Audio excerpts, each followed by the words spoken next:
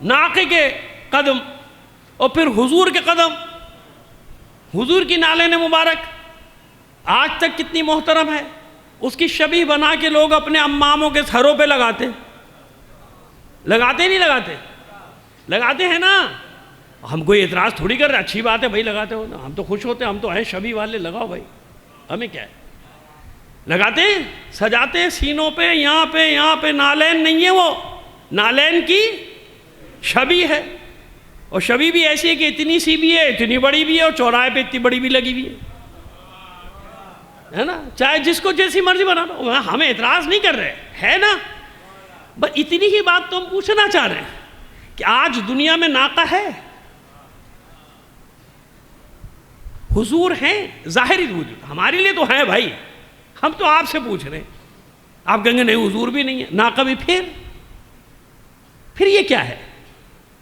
اس کی یاد بنانا، اس کی شبیہ بنانا، نالین کی، حضور کے نالین کی شبیہ بنا کے لگانا، کہ نہیں بھائی نسبت ہے، عقیدت ہے، حضور کے نالین کی یہ قیمت وہ قیمت، ارے اللہ کے بندو خود ہی سارا مسئلہ بتا رہے ہو، خود ہی عمل بھی نہیں کر رہے ہو،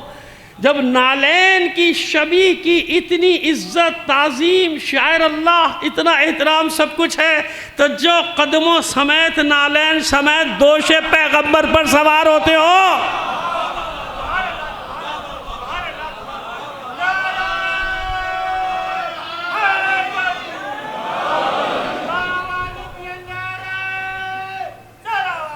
اللہم صلی، عقل کے دشمنوں، عقل کے اندھو، جو نالین سمیت سوار ہیں دوش پیغمبر پر، ان کے ذکر سے اتنی چڑ،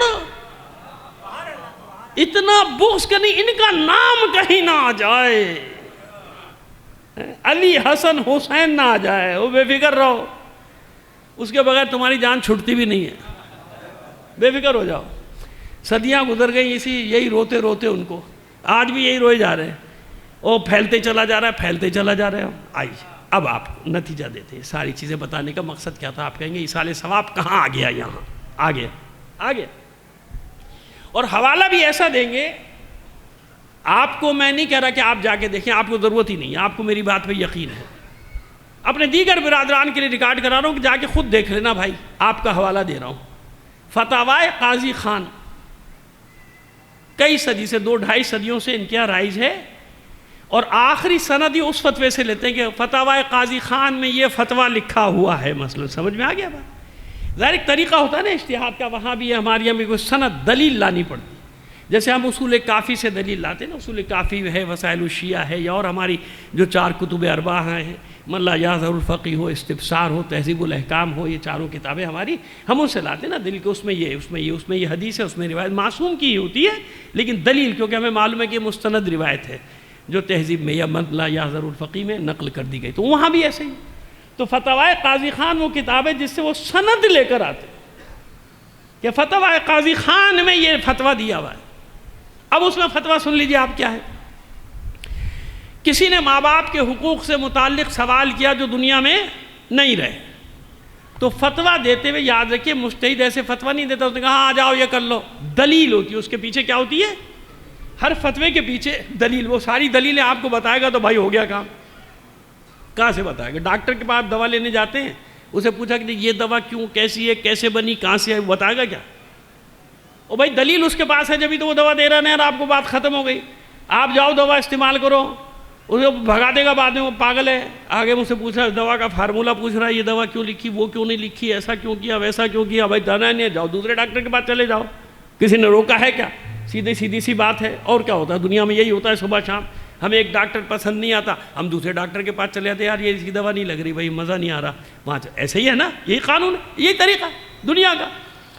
تو وہ فتوے کے پیچھے دلیل دیتے ہیں، وہ دلیل سنیے سارے مسئلے حل، وہ دلیل دیتے ہیں، کہتے ہیں کہ بھائی ہوا یہ،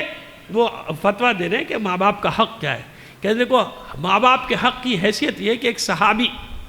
نام نہیں لکھا، جیسے لکھا ہے فتویٰ میں ویسے ہی بتا رہا ہوں آپ کو، یہ وہاں فتاوی قاضی خان میں ایک صحابی حضور کی خدمت میں آئے، اور آنے کے بعد اپنا خواب بیان کیا، اپنا خواب بیان کیا، حضور میں پریشان ہوں، عجیب خواب دیکھ لیا میں نے، کیا خواب دیکھا، کہ میں نے دیکھا کہ جنت کی چوکھٹ پہ سجدہ کر رہا ہوں اور حور العین کی پیشانی کو بوسہ دے رہا ہوں۔ تو اللہ کے رسول نے کہا تو بہت اچھا خواب ہے بھائی، تو نے بہترین خواب دیکھا۔ حضور کیا مطلب ہے؟ کہ گھر جا ماں کے قدموں کو بوسہ دے، باپ کی پیشانی کو بوسہ دے۔ سنیے، بات ختم نہیں ہوئی۔ باپ کے قدموں کو بوسہ دے، ماں کے قدموں کو بوسہ دے، باپ کی۔ اس کا منہ لٹک گیا، کہا میرے تو ماں باپ ہی زندہ ہیں، تو مرمرا گئے دونوں۔ کہا کوئی بات نہیں، جا ان کی قبروں پہ چلا جا،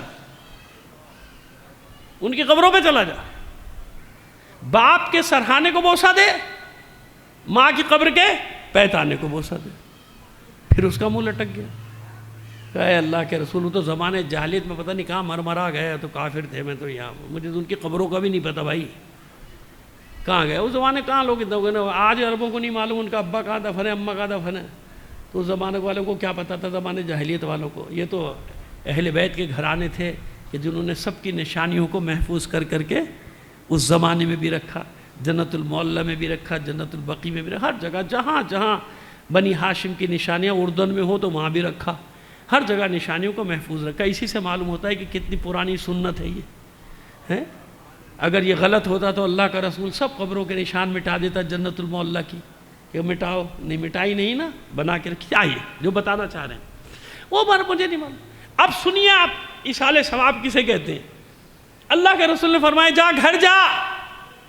گھر جا کے 2 لکیریں بنا، گھر میں 2 لکیریں بنا،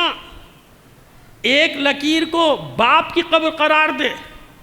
ایک کو ماں کی قبر قرار دے۔ جسے باپ کی قبر قرار دے اس کے سرہانے کو بوسہ دے،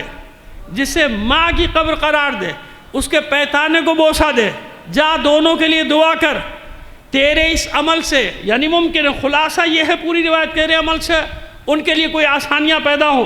اب مجھے بتائیے کہ یہ کافر ماں باپ مرمرا گئے، کیا ہے ان کا اجر؟ اللہ کے ساتھ ہے،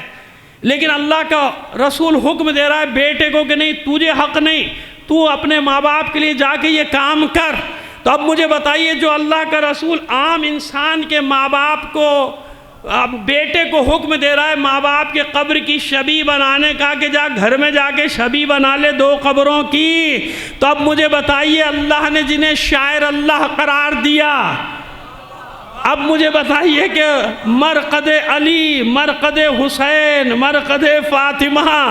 اب پوری کائنات میں ان کے روضوں کا، مشاہد مقدسہ کا مقام کیا قرار دے گا پروردگار عالم؟ صلوات بھیجیے محمد آل محمد پر۔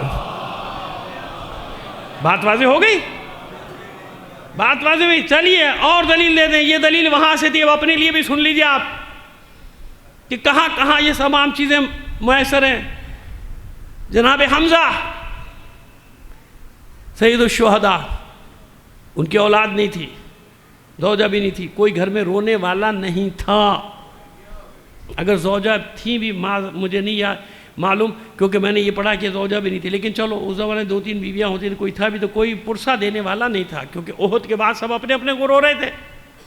سب اپنے اپنے شہیدوں کو رو رہے تھے،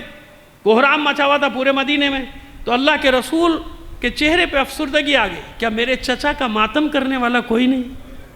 یہ آپ نے بھی لکھا ہے حضور، آپ نے، جن کے لیے سب بدعت ہے وہ بھی لکھتے رہے، آپ نے بھی لکھا ہے، آپ لوگوں نے، کہ حضور نے کہا کہ میرے چچا کا ماتم کرنے والا کوئی نہیں۔ تو مدینے کے لوگوں نے اپنے شہیدوں کو چھوڑا، گھروں کو چھوڑا، سارے عورتیں مرد چلی گئیں جناب سید الشہداء حمزہ کے گھر، جناب حمزہ سید الشہداء کے گھر پہنچ گئی، وہ جا کے جناب حمزہ کا ماتم کیا۔ رسول خوش ہوئے، کہہ دیتے نا بدعت ہے، وہ چلے گئے دنیا سے، اب کیا کر رہے ہو؟ اس کا مطلب یہ ہوا کہ مرنے والوں کی یاد منانے کا حکم اللہ نے دیا ہے، نہیں تو قرآن کی پھر آیت مجھے یاد آ گئی، کیا ارشاد ہے اس پہ آپ سارا سال مجھے سنتے، میں آدھی آیت پڑھ دیتا ہوں، چلیے سارے تھے۔ فَلَا تَقُلْ لَهُمَا اُفٍّ وَلَا تَنْهَرْهُمَا وَقُلْ لَهُمَا قَوْلًا كَرِيمًا وَاخْفِضْ لَهُمَا جُنَاحَ الذُّلِّ مِنَ الرَّحْمَةِ وَقُلْ رَبِّ ارْحَمْهُمَا كَمَا رَبَّيَانِي صَغِيرًا۔ یہاں زندہ مردے کی بات نہیں ہے بھائی، ہمیشہ اپنے ماں باپ کے لیے دعا کرتے رہو، رب ارحمہما کما ربیانی صغیرا،